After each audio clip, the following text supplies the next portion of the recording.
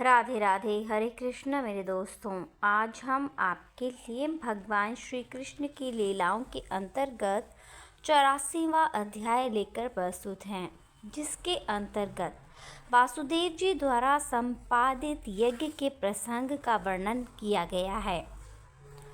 सूर्य ग्रहण के समय कुरुक्षेत्र में उपस्थित स्त्रियों में कुंती, गांधारी, द्रौपदी, सुभद्रा अन्य अनेक राजाओं की रानियां तथा वृंदावन की गोपियां भी थीं। जब भगवान श्री कृष्ण की विभिन्न रानियों ने इस विषय में अपने कथन प्रस्तुत किए कि किस प्रकार उनका विवाह हुआ तथा भगवान श्री कृष्ण ने उन्हें पत्नी के रूप में स्वीकार किया, तब कुरु देश की समस्त नारियां आश्चर्यचकित हो गईं। श्री कृष्ण की समस्त रानियों का उनके प्रति प्रेम व स्नेहपूर्ण आसक्ति देखकर वे स्त्रियां श्रद्धा से भर गईं। जब उन्होंने श्री कृष्ण के प्रति रानियों के प्रेम तथा अनुराग की तीव्रता के विषय में सुना तो वे अपने नयनों को अश्रुपूरित होने से रोक न सकीं।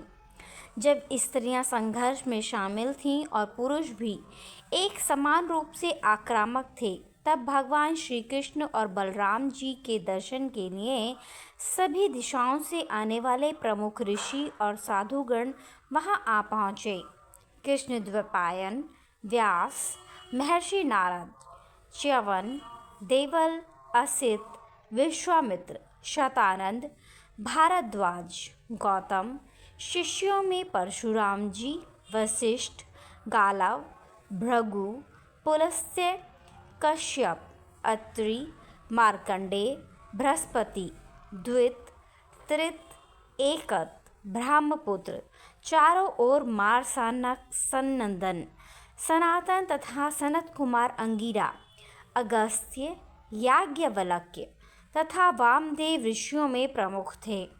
जैसे ऋषि और साधुगण पधारे, महाराज युधिष्ठिर, संपूर्ण पांडव, भगवान श्री कृष्ण और बलराम जी सहित सभी राजा अपने आसन से उठ गए। उन सब ने सिर झुकाकर विश्ववंद्य आदरणीय ऋषियों को प्रणाम किया। इसके अतिरिक्त चरण प्रक्षालन के लिए निमित्त जल और दीक्षांत ऋषियों की आराधना की गई। सुस्वादु फल, पुष्पमालाएं, धूप तथा चंदन का लेप प्रस्तुत किए गए तथा श्री कृष्ण एवं बलराम जी के नेतृत्व में सभी मठों ने वैदिक विधि विधानों के अनुसार ऋषियों की आराधना की। जब सभी ऋषि सुख धर्म की रक्षा के लिए वहां गए तो अवतरित भगवान श्री कृष्ण ने सभी राजाओं को अपने अधीन कर लिया। जब श्री कृष्ण ने ऋषियों के स्वागत में भाषण दिया तो उन्होंने अपनी बातें सुनने और समझने के लिए कहीं, जिससे सभी लोग शांत हो गए।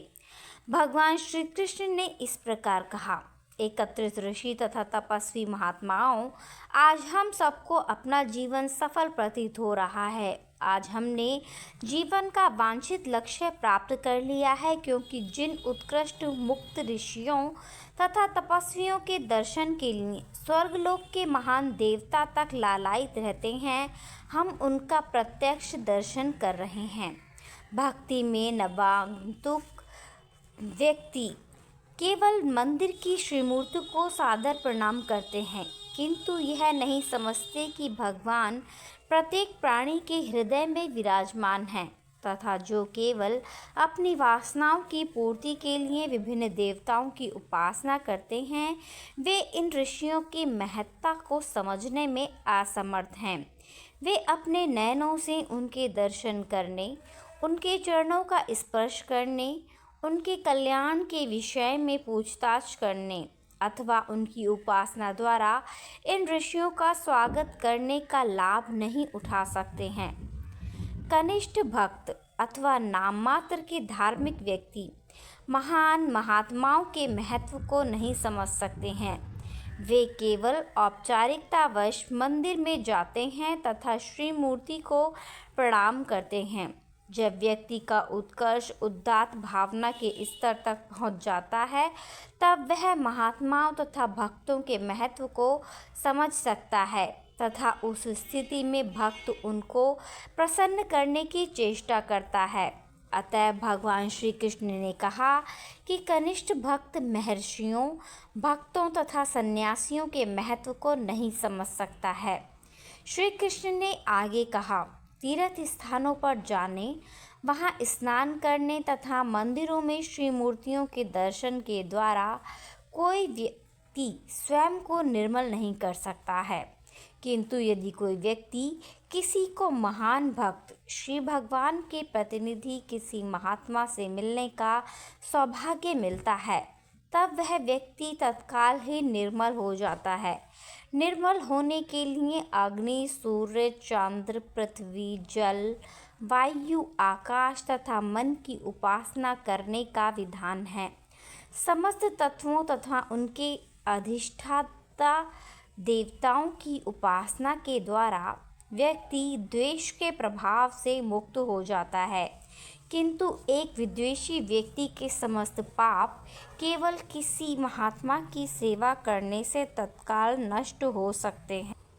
हे पूज्य ऋषियों तथा आदरणीय राजाओं, मुझसे सुनकर आप यह तथ्य मान लीजिए कि कफ, वात तथा पित्त नामक 3 तत्वों से निर्मित भौतिक शरीर को निज आत्मा के रूप में स्वीकार करने वाला मानव एक पशु मात्र है।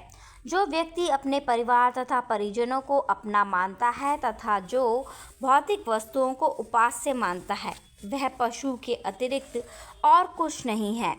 जो व्यक्ति केवल वहाँ स्नान करने के लिए पवित्र तीर्थों की यात्रा करता है, किंतु ऋषियों, मुनियों तथा महात्माओं जैसे महाजनों की संगति कभी नहीं करता, ऐसा व्यक्ति मानव शरीरधारी होते हुए भी गधे के समान एक पशु के अतिरिक्त और कुछ नहीं है।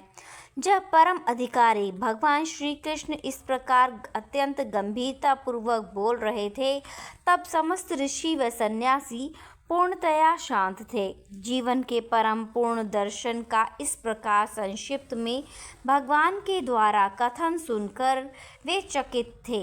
यदि व्यक्ति का ज्ञान अत्यंत उन्नत न हो तो व्यक्ति अपने शरीर को ही अपनी आत्मा मानता है, अपने परिवार के सदस्यों को अपना संबंधी मानता है तथा अपनी जन्मभूमि को उपास्य मानता है। जीवन की इसी धारणा से राष्ट्रीय भावना के आधुनिक आदर्श का जन्म हुआ है। भगवान श्री कृष्ण ने ऐसे विचारों की भर्त्सना की। उन्होंने ऐसे लोगों की भर्त्सना की जो केवल स्नान करने के लिए ही पवित्र तीर्थ स्थानों में जाने का कष्ट उठाते हैं तथा वहाँ निवास करने वाले भक्तों तथा महात्माओं की संगति का लाभ उठाए बिना ही लौट आते हैं। ऐसे व्यक्तियों की तुलना सर्वाधिक मूर्ख पशु गधे से की गई है। भगवान के वचनों का श्रवण करने वाले समस्त लोगों ने कुछ काल तक विचार किया। उस सब से यह निष्कर्ष निकाला कि भगवान श्री कृष्ण वस्तुतः श्री भगवान हैं, जो अपने विगत कर्मों के फल के परिणाम स्वरूप एक विशेष प्रकार का शरीर ग्रहण करने को बाध्य एक साधारण मानव की जैसी भूमिका निभा रहे हैं। साधारण मानव की भूमिका करने की लीला वे केवल जनसाधारण को यह शिक्षा देने के लिए ही कर रहे हैं। मानव जीवन के ध्येय की पूर्णता के लिए किस प्रकार का जीवन जीना चाहिए, श्री कृष्ण के श्री भगवान होने का निष्कर्ष निकालने के उपरांत ऋषियों ने उनको इस प्रकार संबोधित करना प्रारंभ किया। प्रिय भगवान, समझा जाता है कि मानव समाज के नेता के रूप में हम लोगों के पास जीवन का उचित दर्शन है, तो भी हम आपकी बहिरंगा शक्ति के प्रभाव से भ्रमित हो रहे हैं। हम आपका व्यवहार देखकर चकित हैं। आपका व्यवहार एक साधारण मानव के समान है और यह श्री भगवान के रूप में आपके वास्तविक स्वरूप को छुपाए रखता है। अतएव हम आपकी लीलाओं को अत्यंत अद्भुत मानते हैं। प्रिय भगवान, जिस प्रकार पृथ्वी विभिन्न प्रकार के पाषाणों, वृक्षों तथा अन्य अनेक प्रकार के नामों व रूपों की रचना करती है और फिर भी वैसी ही रहती है, उसी प्रकार अपनी शक्ति के द्वारा आप विभिन्न नाम और रूपों की संपूर्ण सृष्टि की रचना, पालन व संहार कर रहे हैं। यद्यपि आप अपनी शक्ति के माध्यम से विभिन्न प्रकार की सृष्टि कर रहे हैं, तथापि आप इन सब कर्मों से अप्रभावित रहते हैं। प्रिय भगवान, आपके अद्भुत कार्यों को देखकर हम आश्चर्यचकित रह जाते हैं। यद्यपि आप इस संपूर्ण भौतिक सृष्टि से ऊपर हैं तथा परमेश्वर एवं समस्त जीवों के परमात्मा हैं, फिर भी आप अपने भक्तों की रक्षा तथा दुष्कर्मियों के विनाश के लिए अपनी अंतरंगा शक्ति के द्वारा इस पृथ्वी पर प्रकट होते हैं। माया के साथ दीर्घकालीन संबंध के कारण मानव समाज शाश्वत धर्म के जिस सिद्धांत को भूल जाता है, उसे आप इस प्रकार प्रकट होकर पुनः स्थापित करते हैं। प्रिय भगवान, आप सामाजिक व्यवस्था तथा कर्म की श्रेष्ठता के अनुरूप मानव समाज के आध्यात्मिक नियमों के रचयिता हैं। जब अनैतिक व्यक्ति इन व्यवस्थाओं का गलत दिशाओं में उपयोग करते हैं, तब आप प्रकट होकर उनकी भूल सुधारते हैं। प्रिय भगवान, वैदिक ज्ञान आपके निर्मल हृदय का प्रतिनिधि है। तपस्या, वेद अध्ययन तथा समाधि आपके प्रकाशित तथा अप्रकाशित रूपों में आपका साक्षात्कार कराते हैं। समस्त दृश्य जगत आपकी निर्विशेष शक्ति का एक प्रकाश है, किंतु श्री भगवान के रूप में आप स्वयं वहाँ अप्रकाशित हैं। आप परमात्मा परम ब्रह्म हैं। अतः ब्राह्मण संस्कृति में स्थित लोग आपके अप्राकृतिक रूप विषयक सत्य को समझ सकते हैं। इस प्रकार आप सदैव ही ब्राह्मणों का आदर करते हैं। इस प्रकार आपको ब्राह्मण संस्कृति का अनुसरण करने वालों में मूर्धन्य माना जाता है। अतएव आपको ब्राह्मण्य देव कहा जाता है। प्रिय भगवान, आप सौभाग्य की पराकाष्ठा हैं तथा सज्जनों के अंतिम आश्रय हैं। अतएव हम सब यह मानते हैं कि आपसे मिलकर हमने अपने जीवन, शिक्षा, तप तथा दिव्य ज्ञान प्राप्ति की पूर्णता को प्राप्त कर लिया है। वस्तुतः आप समस्त दिव्य उपलब्धियों के चरम लक्ष्य हैं। प्रिय भगवान, आपके असीम ज्ञान का कोई अंत नहीं है। आपका स्वरूप दिव्य तथा सच्चिदानंद है। आप श्री भगवान परम ब्रह्म तथा परमात्मा हैं। अपनी अंतरंगा शक्ति योग माया के प्रभाव से आच्छादित होकर इस समय आपने अपनी असीम शक्तियों को अस्थायी रूप से छुपा रखा है, किंतु फिर भी हम आपके उत्कृष्ट पद को समझ सकते हैं। अतएव हम सब आपको सादर प्रणाम करते हैं। प्रिय भगवान, एक मानव की भूमिका में अप्राकृतिक ऐश्वर्य युक्त अपने वास्तविक चरित्र को छुपाकर आप अपनी लीलाओं का आनंद उठा रहे हैं। इसलिए यहाँ उपस्थित समस्त राजा तथा आपसे मिलने वाले, आपके साथ भोजन करने वाले तथा आपके साथ बैठने वाले यदुवंश के सदस्य भी यह नहीं समझ सकते हैं कि आप समस्त कारणों के मूल कारण हैं। प्रत्येक जीव की आत्मा तथा सृष्टि के आदि कारण हैं। जब कोई व्यक्ति रात्रि में स्वप्न देखता है, तब स्वप्न निर्मित मायावी रूपों को वह सत्य मान लेता है और काल्पनिक स्वप्न शरीर को अपना वास्तविक शरीर स्वीकार कर लेता है। उस समय व्यक्ति यह भूल जाता है कि मति भ्रम द्वारा निर्मित शरीर के अतिरिक्त जागृत अवस्था में उसका एक अन्य वास्तविक शरीर भी है। इसी के समान जागृत अवस्था में भी भ्रमित बद्धात्मा इंद्रिय भोग को वास्तविक सुख मानती है। भौतिक शरीर की इंद्रियों के भोग के द्वारा आत्मा आच्छादित हो जाती है तथा उसकी चेतना भौतिकता से दूषित हो जाती है। भौतिक चेतना के कारण ही व्यक्ति श्री भगवान श्री कृष्ण को समझने में असमर्थ रहता है। समस्त महान योगी योग प्रणाली के अभ्यास के द्वारा अपनी श्री कृष्ण भावना को पुनः जीवित करने का प्रयास करते हैं और इस प्रकार उन्हें आपके चरण कमलों का ज्ञान होता है। वे आपके दिव्य स्वरूप पर ध्यान एकाग्र करते हैं। इस विधि से पापों के संचित फल का नाश हो जाता है। कहा जाता है कि गंगा जल व्यक्ति के ढेरों पापों का नाश कर सकता है, किंतु गंगा जल आपके चरणों के प्रताप से ही यशस्वी है। गंगा जल आपके चरणारविंदों के श्वेत जल के रूप में प्रवाहित हो रहा है। हम सब इतने भाग्यवान हैं कि आज हम आपके चरण कमलों का साक्षात दर्शन करने में समर्थ हुए हैं। प्रिय भगवान, हम सब शरणागत आत्माएं हैं, आपके भक्त हैं, अतएव कृपया दयालु होइए। हम पर अपनी अहेतु की दया की वर्षा कीजिए।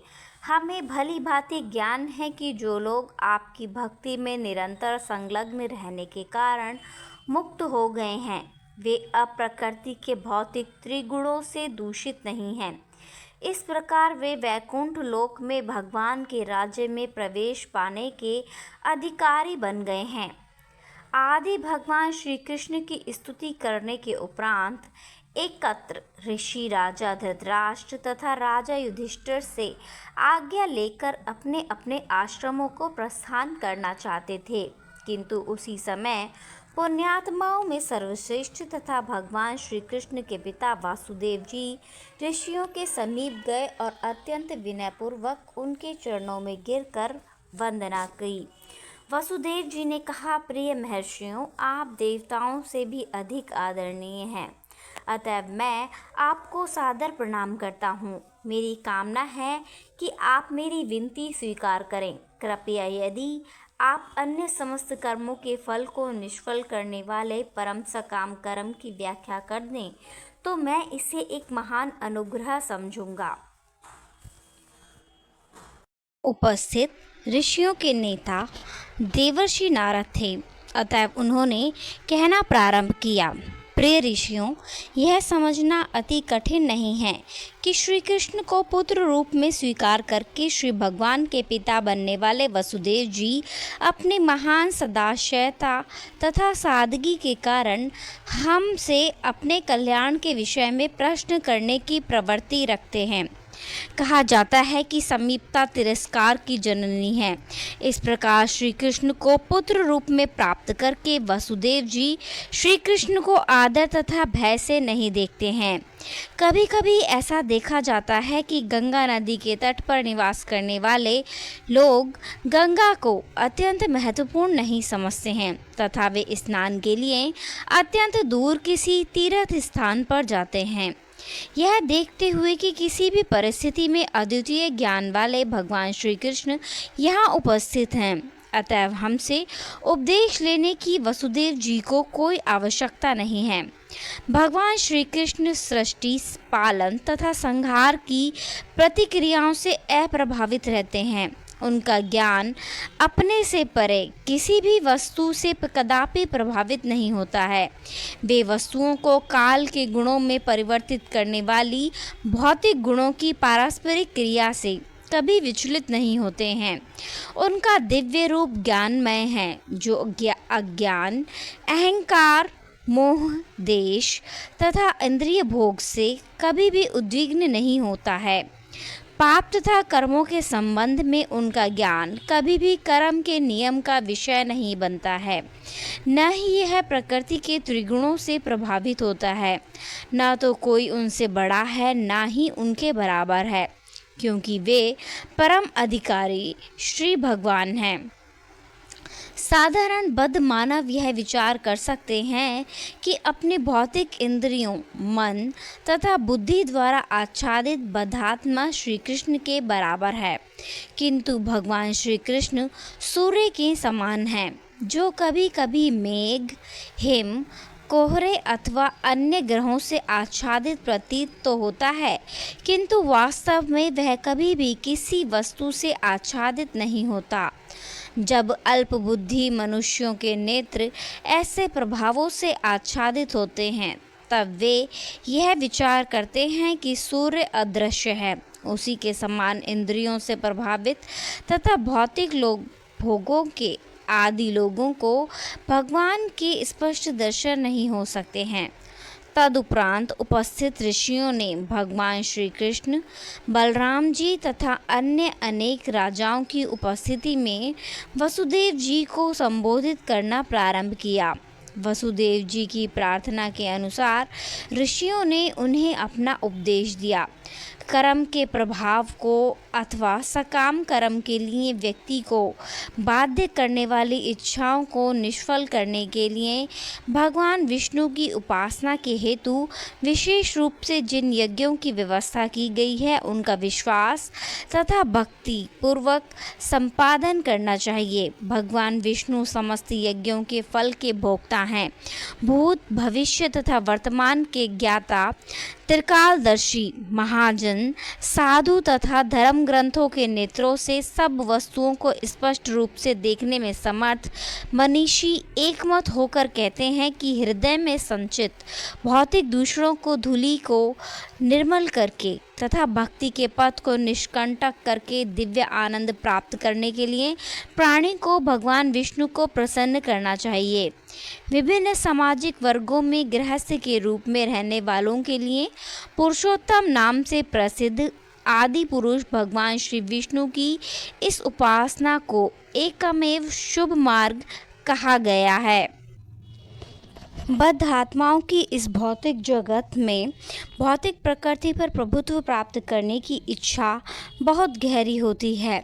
प्रत्येक व्यक्ति संपत्ति एकत्र करना चाहता है। प्रत्येक व्यक्ति सीमा तक जीवन का सुख भोगना चाहता है। प्रत्येक व्यक्ति पत्नी, घर तथा संतान की कामना करता है। प्रत्येक व्यक्ति की इच्छा है कि वह इस जगत में सुखी हो तथा अगले जन्म में स्वर्ग प्राप्त करे, किंतु ये इच्छाएं ही व्यक्ति के भौतिक बंधन के कारण हैं। अतएव इस बंधन से छुटकारा प्राप्त करने के लिए किसी व्यक्ति को भगवान विष्णु की संतुष्टि के निमित्त सत्यता से लेकर उसका प्रमाण पत्र न्यौछावन करना ही होता है। सभी प्रकार की भौतिक इच्छाओं के निष्फल करने की एकमात्र प्रक्रिया भगवान विष्णु की भक्ति है। इस प्रकार गृहस्थ जीवन में रहते हुए भी एक आत्म संयमी व्यक्ति को तीनों प्रकार की भौतिक इच्छाओं का परित्याग करना चाहिए। ये तीन भौतिक इच्छाएं हैं: भौतिक ऐश्वर्य के संचय की इच्छा, पत्नी तथा संतान भोग की इच्छा एवं स्वर्गलोक गमन की इच्छा। अंततः वह गृहस्थ जीवन का परित्याग करके संन्यास जीवन को अपना सकता है। तब वह पूर्ण रूप से स्वयं को भगवान की भक्ति में संलग्न कर देता है।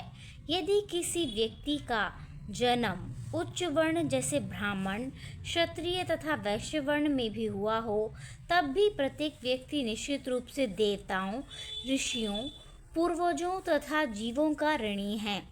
इन सब ऋणों से ऊर्ण होने के लिए व्यक्ति को यज्ञ करने होते हैं, वैदिक साहित्य का अध्ययन करना होता है तथा गृहस्थ जीवन में संतान उत्पन्न करनी होती है।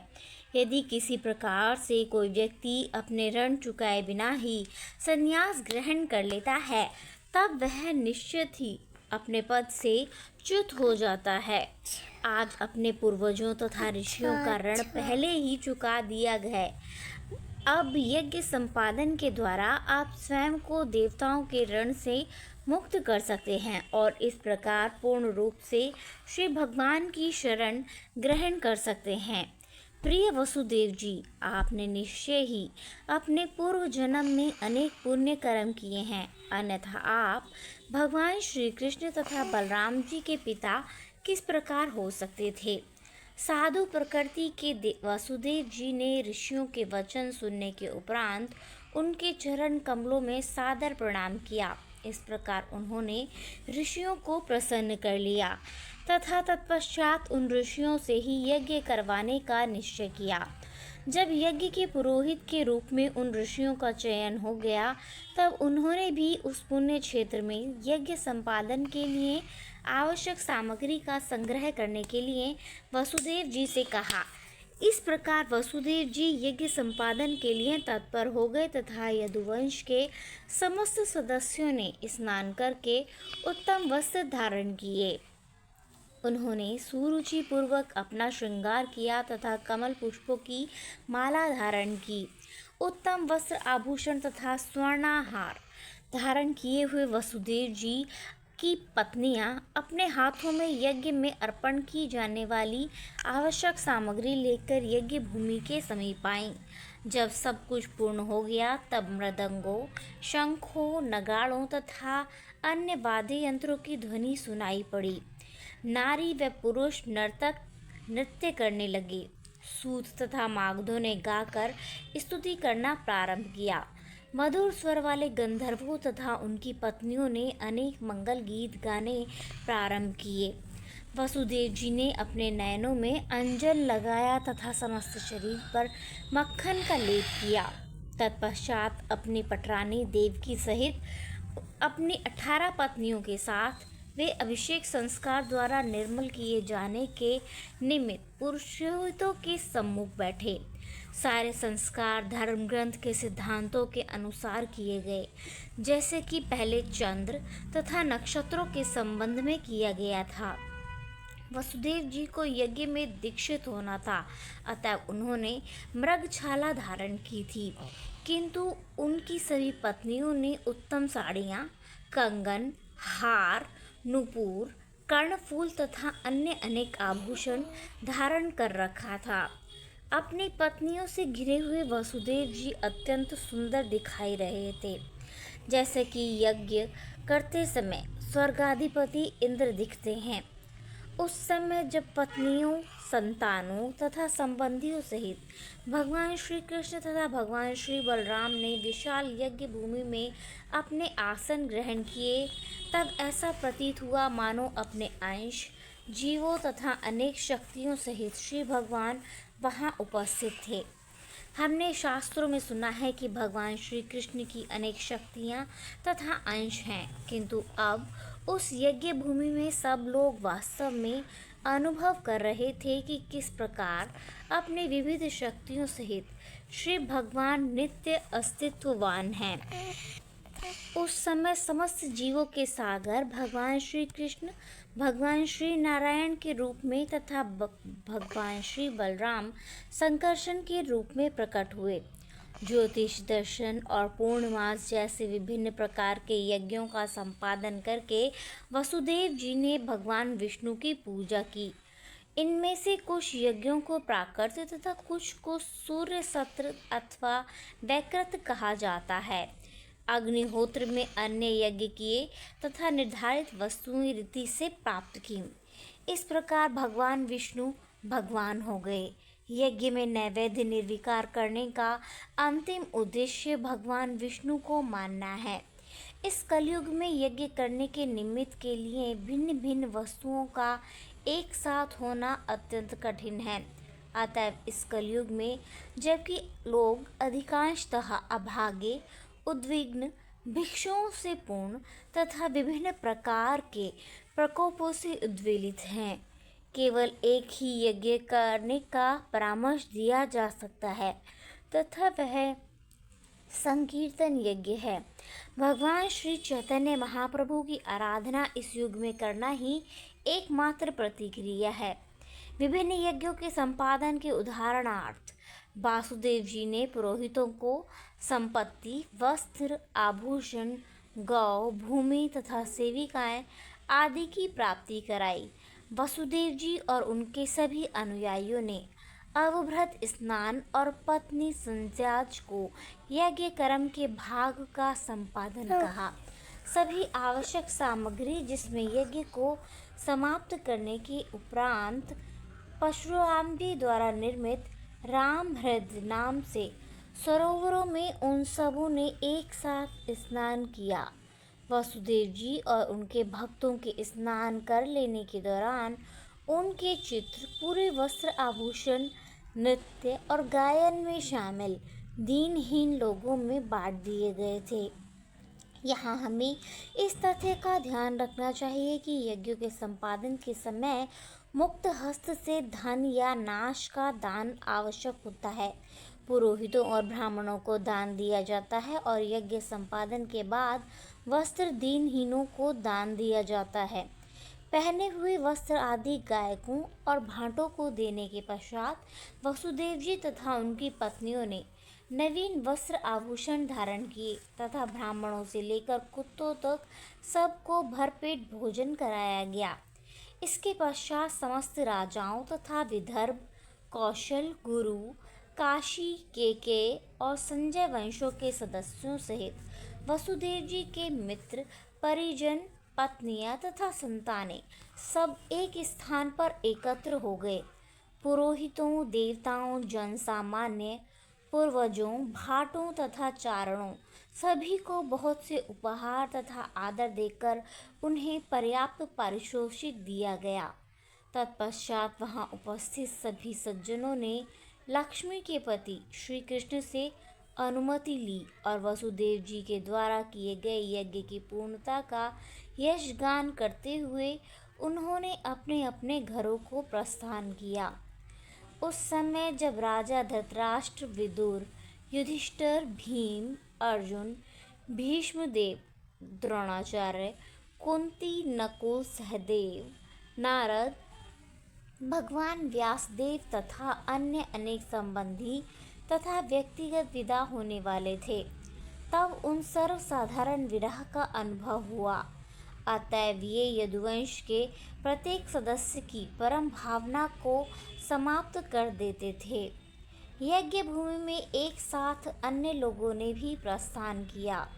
इसमें भगवान श्री कृष्ण और भगवान श्री बलराम सहित कई प्रकार के उपहारों को शामिल किया गया था, जिन्हें वृंदावन के क्षेत्र में स्थापित किया गया था।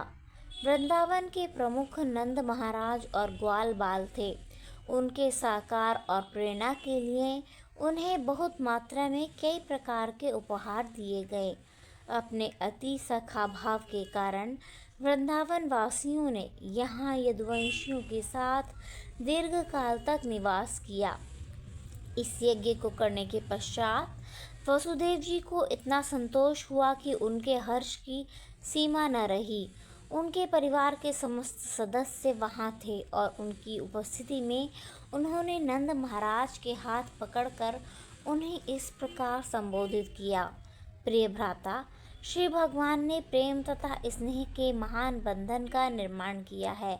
मेरे विचार से महर्षियों तथा स्वजनों के लिए भी ऐसे प्रेम बंधन को काटना एक कठिन कार्य है। प्रिय भ्राता, आपने मेरे प्रति प्रेम भाव प्रदर्शित किया था, किंतु मैं उसका प्रत्युत्तर न दे सका।